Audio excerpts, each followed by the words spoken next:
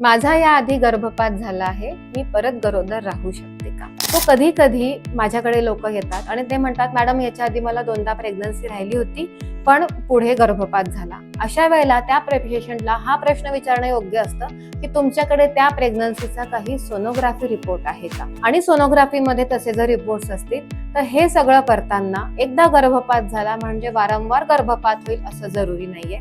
एकदा गर्भपात झाला म्हणजे पुढल्या वेळेला मला IVFच करावं लागेल असंही जरुरी नाहीये. त्या गर्भपाताच्या मागचं कारण समजून घेणं जरुरी आहे. यासाठी ब्लड टेस्ट आणि पेशंटचं तपासणी, सोनोग्राफी आणि पेशंटकडनं आधीचा गर्भपात कशा पद्धतीने नेमका घडला हे महत्वाचं आहे. सोनोग्राफीमध्ये 2-4 गोष्टी बघणं जरुरी आहे की सोनोग्राफीत बाळ दिसलं होतं का नव्हतं. दिसलं होतं तर बाळाचे हृदयाचे ठोके आले होते का आलेच नव्हते, आणि आलेले ठोके नंतर गेले का.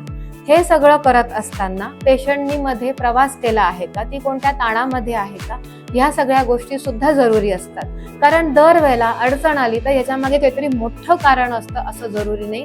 या छोट्या छोट्या गोष्टी सुद्धा जरुरी असतात, ज्या आपण पुढल्या वेळेला टाळल्या तर गर्भपात न होता आपण त्या प्रेग्नन्सीला शेवटपर्यंत हाती मूल नेण्यापर्यंत घेऊ शकतो. त्यामुळे योग्य ते काउन्सिलिंग करणं, औषधांचा योग्य तो सपोर्ट देणं, गरज वाटल्यास गर्भाशयाला टाका घालता येतो 5व्या महिन्याच्या सोनोग्राफी नंतर.